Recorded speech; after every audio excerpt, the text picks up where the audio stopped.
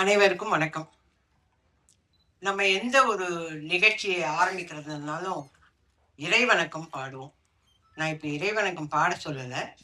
ஆனால் நான் இன்னைக்கு உயிரோட மறு ஜென்மம் எடுத்து இங்கே நிற்கிறேன் உங்க முன்னாடி எல்லாம்னா அதுக்கு காரணமாக இருந்தவங்களுக்கு இந்த தருணத்தில் நான் நன்றி சொல்ல கடமைப்பட்டிருக்கேன்.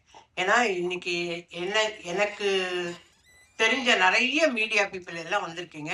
உங்க எல்லாருக்கும் தெரியணுங்கிறதுக்காக தான் நான் இதை சொல்றேன். எனக்கு மறு ஜென்மம் கொடுத்தது ராஜ்குமார் சேதுபதி, ஸ்ரீபிரியா, சுகாஷினி, மணிரத்னம் சார், கார்த்திக் தம்பி, Suriya, Rajini sir, Kamal sir, ACS Shanmugam, Sarathkumar sir, Radhika. இவங்க அத்தனை பேரும் பல லட்சங்களை, 1-2 இல்லை, பல லட்சங்களை போட்டு எனக்கு மறு ஜென்மம் கொடுத்துருக்காங்க. அவங்க மறு ஜென்மம் கொடுத்தனால தான் இன்னைக்கு நான் உங்க முன்னாடி நின்று பேசுறேன். அவங்களுக்கு இந்த தருணத்துல நான் நன்றி சொல்றேன். ஏன்னா இதெல்லாம் என்னுடைய அன்பு சகோதரர்கள் மீடியா பீப்புளுக்கு தெரியாது. அவங்களுக்கெல்லாம் தெரியணுங்கிறதுக்காக தான் நான் இதை சொல்றேன். அதே மாதிரி இப்போ கான்சிட்டி 25வது நாள் நான் நடிக்க வந்த காலத்துல 25 வாரம், 50 வாரம், 260 நாள், 365 நாள், இப்படி படங்கள்லாம் போச்சு. அப்பதான் எங்களுக்கு கூப்பிட்டு ஷீல்டெல்லாம் கொடுப்பாங்க. அது இருக்கு நிறைய. இப்போ 25வது நாள். இந்த 25வது நாள் வர்றதுக்கு காரணமே நீங்க எல்லாரும் தான். உங்க எல்லாருக்கும் தான் நான் நன்றி சொல்லணும். நானே நிறைய யூடியூப் எல்லாம் பார்க்க மாட்டேன். இதை பார்க்கும் போது இங்க வந்தவர் ட்ரெய்லர் ரிலீஸ் ஆன அன்னைக்கு வந்த ஒரு யூடியூப்கார் சொல்றாரு, நான் பார்த்தேன், அது நல்லா இருந்தா படத்துக்கு போவோம், இல்லைன்னா வேண்டான்னு இருந்தேன். ஆனா படத்துக்கு போய் உட்கார்ந்துட்டு வெளியிலே வர முடியல. அந்த அளவுக்கு அது அவ்வளோ இன்ட்ரெஸ்டிங்கா இருந்தது. அந்த படம் ரொம்ப சூப்பரா பண்ணியிருந்தாங்க அப்படின்னாங்க. நிறைய பேர் சின்ன சின்ன ஆடியன்ஸ் எல்லாம் கேட்குறாங்க. இவங்க எல்லாருமே ஐயோ ரொம்ப நல்லா இருக்குங்க, ரொம்ப நல்லா இருக்குங்க. நிறைய வருஷத்துக்கு அப்புறம், நிறைய வருஷம், அதாவது அருணாச்சலம் இதெல்லாம் முடிஞ்சதுக்கு அப்புறம் வடிவக்கரசியம்மா இதில் நல்லா பண்ணியிருக்காங்க. நாங்கள் ஐயோ நான் திருப்பி படிக்கிறேன். இதை மரணக்குள்ள போய் எழுதிச்சு அந்த புள்ள அப்படின்னு சொல்லிட்டு திருப்பி படிக்கிறேன். அந்த மாதிரி அவ்வளோ சந்தோஷமா இருந்தது. சரிங்க, ஒருத்தர் நல்லா நடிச்சா, நான் இதை கேட்டுட்டேன், கோச்சுக்காதீங்க யாரும். நீங்க எல்லாரும் யூடியூப்ல வடிவக்கரசி, யோகி பாபு நல்லா நடிச்சாங்க, இவங்க நடிச்சாங்க, அவங்க நடிச்சாங்க எல்லாம் சொல்றீங்க. ஓகே, இவங்களுக்கு வேலை கொடுங்கன்னு ஏன் எழுத மாட்டேன்றீங்க, சொல்ல மாட்டேன்றீங்க? அந்த காலத்துலயாவது தினசந்தியில ஒரு வழி எழுதுவாங்க, இவர்களுக்கு நல்ல எதிர்காலம் இருக்கிறது அப்படின்னாவே ப்ரொடியூசரோ டைரக்டரோ அதை படிச்சா, ஆஹா அப்ப வடிவக்கரசின்னு ஒரு நடிகை வந்திருக்கு, அதுக்கு வேலை கொடுக்கலான்னு. ஆனா நீங்க எல்லாம் அந்த ஒரு வார்த்தையை சொல்லுங்களேன் தயவு செஞ்சு. நீங்க சொல்றீங்க இந்த தேங்க்ஸ் மீட் முடிஞ்ச உடனே உங்களோட யூடியூப்ல எல்லாம் வடிவக்கரசி நல்லா நடிச்சிருக்கு, அதுக்கு நீங்க எல்லாம் வேலை கொடுக்கலாம் அப்படின்னு எழுதி எனக்கு வேலை வாங்கிட்டாங்க.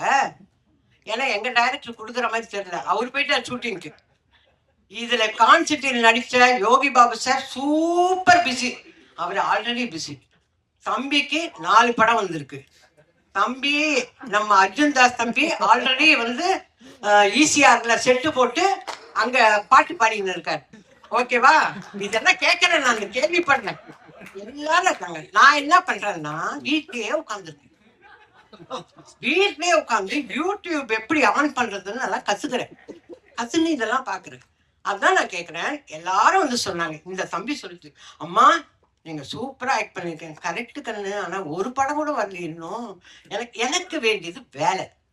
எல்லாரும் நீங்க இந்த படம் முழுக்க வந்துட்டீங்க, அதனால உங்களுக்கு 5 நாள் வேலை கொடுக்க மாட்டேன்னா நான் எப்படி சோர்த்துன்றது? 5 நாள் வேலை கொடுக்க மாட்டேன், 3 நாள் வேலை கொடு. இந்த ஈபியை கேட்டா, அம்மா நீங்க 10 வருஷம் அக்ரிமெண்ட்ல இருக்கேன். என்ன அக்ரிமெண்ட்? நான் என்ன சொல்றேன், அக்ரிமெண்ட் இருக்குல்ல, மாசம் ஆனா எனக்கு சம்பளம் அனுப்பிடுறேன். அதை செய்யுங்களேன். மாசம் வடிவக்கரசி அம்மாவுக்கு சான்ஸ் கொடுக்குறோமோ இல்லையோ, சம்பளம் மட்டும் அனுப்பிடுவோம் அப்படின்னு செய்யுங்க. விசு சார்லாம் அப்படிதான் பண்ணாரு. விசு சார், வி சேகர் சார்லாம் எங்களுக்கு மாசம் சம்பளம் அனுப்புவார். அந்த மாதிரி பண்ணீங்கன்னா சந்தோஷப்படுவேன். மியூசிக் டைரக்டர் வந்தாரு, அம்மா நீங்க நல்லா நடிக்கலாம். சரிப்பா எனக்கு வேலை கொடுங்கய்யா, கொடுத்தாதானே நான் ஃபர்தரா நடிக்கிறது.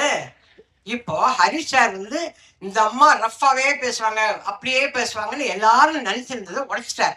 இல்லைங்க, அந்த அம்மா காமெடி கொடுத்தாங்க பண்ணுங்கன்னு சொல்லி ஹரிஷ் சார் உடைச்சார். அந்த மாதிரி நீங்கெல்லாம் வேலை கொடுத்தாதானே நான் செய்வேன். நான் வந்தது வந்து உங்களுக்கு தேங்க்ஸ் சொல்றதுக்கு மட்டும் இல்லை, உங்க மூலியமா எனக்கு வேலை வரணும். அதுக்கு தேவராஜ் சார் சும்மா ஷூட் மட்டும் பண்ணாதீங்க, வேலை வாங்கித்தாங்க எனக்கு. புரியுதா? நீங்க நடிக்க வந்துட்டீங்க, நான் என்ன வேலைக்கு போறது? எழுதுற வேலைக்கு போவேன் நானு, புரியாதுல்ல? அதனால வேலை வாங்கித்தாங்க. ஹரிஷ் சார் கிட்ட இப்ப வருவார். உங்க எல்லாருக்கும் நன்றி, நீங்க எல்லாம் நல்லா நடிச்சு கொடுத்தீங்க, ஏன்னா ஹரிஷ் சாரோட டீமுக்கு நன்றி எல்லாம் சொல்ல வருவார். ஓகே, ஆனா அவரு நம்மளெல்லாம் அழ வைக்கிற மாதிரி எல்லாம் சிலது பேசுறாரு, எனக்கு கஷ்டமா இருக்குது. அதெல்லாம் பேசுவார். அப்படியே கண்டிப்பா நான் எடுக்கிற படத்துல எல்லாம் அட்லீஸ்ட் ஒரு நாள் வேலையாவது வடிவுகரசி அம்மாவுக்கு கொடுப்பேன் அப்படின்னு ஒரு சத்தியவாக்கு கொடுத்தாருன்னா ரொம்ப சந்தோஷமா போவேன். அது எப்படிங்க, அவரோட டீம்ல பாட்டு எழுதுறவர் இருப்பாரு, மியூசிக் டைரக்டர் இருப்பாரு, அர்ஜுன் தாஸ் தம்பி இருப்பாரு, ஆனா நான் இருக்கக்கூடாதா? நான் இருக்கக்கூடாத கேட்கறேன் இல்ல? அப்ப நான் வேலை செய்யலையா? அப்ப நல்லா செய்யலையா? சும்மா சொல்றீங்களா? என்னை கூப்பிட்டு வந்து உட்காருச்சு, சரி இந்த வயசான காலத்துல இதுக்கு இதையாவது நிம்மதி இருக்கட்டும்னு சொல்றீங்களா? நான் நல்லா நினைச்சேன்னு உங்க மனசாட்சிக்கு தெரியுங்களா? எனக்கு வேலை கொடுங்க அண்ணாச்சி. நீங்க போற இடத்துக்கும் எனக்கு வேலை வாங்கி கொடுங்க அண்ணாச்சி. சும்மா நீங்க குழந்தைங்களோடவே இருங்க அப்படி. நான் உங்களோட நடிச்சிருக்கேன்ல, நான் நல்லா தான் நடிப்பேன். நான் ப்ராம்ப்டிங் வாங்காம நடிப்பேன்ல.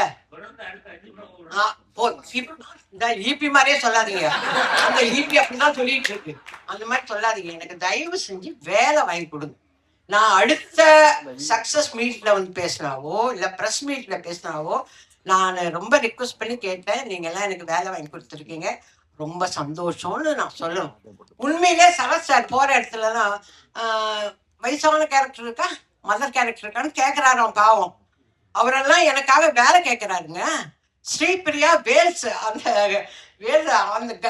ஐஸ்வரி வேலன் அவங்க பிள்ளைகிட்ட வேலை கேட்கறாங்க, வடிவுகரசி அம்மாவுக்கு ஏதாவது கேரக்டர் இருந்தா சொல்லுங்க. கமல் சார் நீங்க தான் பூஜை போட்டு இருக்கீங்களா லைனா, அதுல வடிவுகரசிக்கு வேலை கொடுங்க. எல்லாரும் எனக்காக வேலை, எனக்கு மறுஜென்மம் புடிச்சது பத்தாதுன்னு வேலையும் கேட்கறாங்க. நான் இந்த ஃபங்க்ஷனுக்கு வந்ததே எல்லாரும் என்னை பத்தி நல்லா எழுதுனீங்க, அதுக்கு நன்றி. இந்த படத்தை 25 நாள் சக்சஸ்ஃபுல்லா பண்ணாதீங்க, அதுக்கு நன்றி. மேலும் மேலும் எனக்கு வேலை வாங்கி கொடுக்க போறீங்க, அதுக்கும் நன்றி.